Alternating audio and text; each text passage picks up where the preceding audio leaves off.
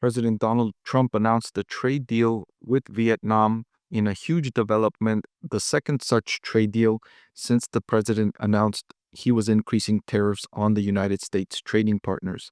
So, in this video, I'll talk about the details of this trade deal and what it could mean for stock market investors. Let's take a look. I want to thank the Motley Fool for sponsoring this video. Visit fool.com/Parkev for the 10 best stocks to buy now. Right, so President Trump on Wednesday said that he had reached a trade deal with Vietnam 1 week ahead of the July 9th deadline for tariffs to snap back to higher levels for U.S. partners. Remember, President Donald Trump announced those initial increases in tariffs on April 2nd, Liberation Day, where there was huge increases in tariffs on every one of the United States trading partners. And of course, that news sent the stock market crashing. And since then, since the president paused those tariffs and announced the truce with China, there's been a recovery in the stock market. Now the stock markets are above the levels they were before those tariffs were announced, even though there hasn't been very many deals reached. And even in the deals that have been reached, including this one, the tariff rate is still significantly higher than where it was on April 2nd. So I've been very surprised to see the stock market roaring to record highs, even though the tariff rates are going to be higher, which means lower profit margins for businesses, which means higher inflation for U.S. consumers, which means slower economic growth in the United States, slower economic growth worldwide. So Trump said that Vietnam's goods imported to the U.S. would face a 20% tariff. So still way higher than where they were before the president announced the initial Liberation Day tariffs. I believe tariffs against Vietnam were less than 5% before the initial increase to 46% and then pause. And now with the deal, Vietnam gets a tariff of 20%, which is lower than the 46% they would have faced if they didn't reach an agreement with the United States. But also, it's higher than the 10% rate they were paying during this pause. So many importers during this pause did well to get ahead of these deadlines and import a lot of goods ahead of these tariffs. So I think it's important to go over what a tariff is, how it impacts businesses and US consumers. So a tariff is imposed on the importer of the products.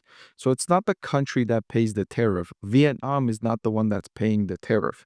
It's the business that has production in Vietnam and it's importing those goods from Vietnam to the United States. So if you're a company, for example, like Nike that has manufacturing in Vietnam, or any other company that has manufacturing in Vietnam, and you're bringing those goods into the United States. When you're bringing those goods into the United States, you're now paying a tariff. So let's say you were bringing in $100 billion worth of goods. You now have to pay a 20% tariff. So importing $100 billion worth of goods will cost the company $120 billion.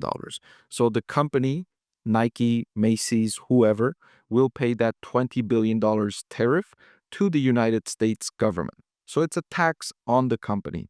Now, the company then will make a choice. What do they do with the prices that they charge customers? If they don't increase prices that they charge to customers, of course, their profits will shrink. They will experience lower profits. Some companies cannot do that because their profit margins are not big enough to absorb a 20% tariff. Some companies operate with razor thin profit margins. Some of the best known companies in the world, some of the companies in the United States, for example, Costco, operates on an operating profit margin of around 3%, 3.5%. So if they had to pay a 20% tariff on all of their goods, that company would become unprofitable, right? So Costco doesn't import all their goods from overseas. So it's not really an orange for orange comparison there, but I'm just making a point that many businesses don't have the margin available to absorb all of this higher cost without passing it along to customers. Okay. So to move on with this deal. So he also said Vietnamese goods would face a higher 40% tariff on any transshipping when goods are shipped from Vietnam that originate from another country like China. So what some importers have been doing was, instead of shipping goods directly from China to the United States, they had been sending it to another country first and then bringing it to the United States and trying to make it seem like these products originated from Vietnam or South Korea or Japan or wherever they were transshipping these products to. And the United States knew about this, and they were trying to, and they are trying to mitigate the amount this is happening.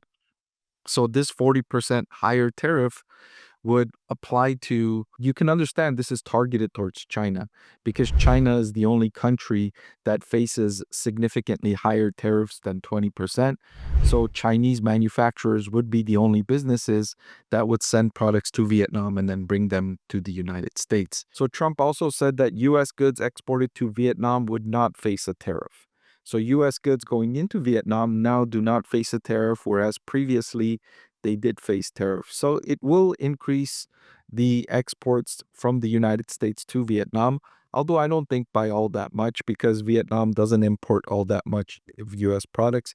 Even without the tariffs, US products are still likely to be significantly more expensive in Vietnam than the country making it themselves inside Vietnam or importing it from other parts of the world.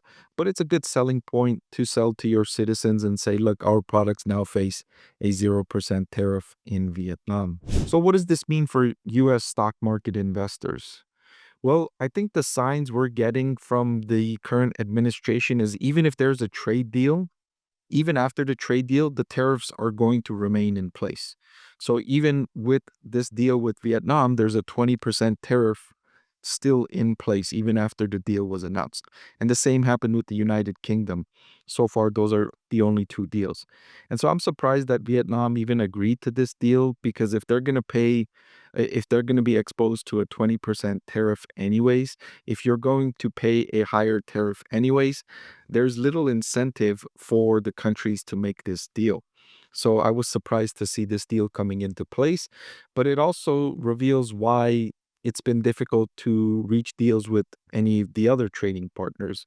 Because if this is the deal that's going out, then the trading partners have little incentives to reach a deal. And I think the US administration is okay with that, because they understand that even with the 20% tariff, there's still going to be a significant amount of manufacturing that takes place in Vietnam and then imported to the United States.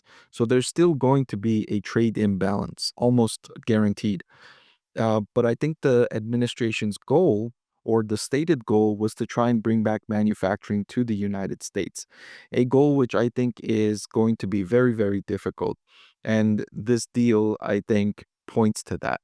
So for US stock market investors, what this means is that US businesses are going to face higher costs of goods, and that means their earnings per share will decline. They will also raise prices on US consumers. And so US consumers will see higher prices when they go shopping for things in the back half of this year and starting in 2026. So be ready to see higher prices in nearly everything that you're buying today. Additionally, the growth will slow down a little bit in the United States, but much more in countries like Vietnam and China and others, because they rely on exporting things to the United States much more than the United States relies on importing these things from countries outside.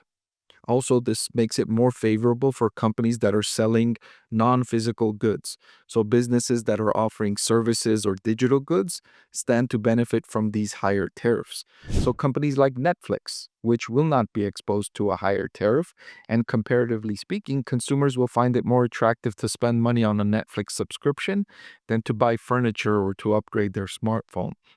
So services businesses are likely to benefit as a result of this increase in tariffs on the United States trading partners, because it looks like there's going to be a higher tariff worldwide, regardless if a trade deal is announced or not. So as an investor, does this mean you should sell all your stocks, or does this mean you should buy a lot of stocks right now?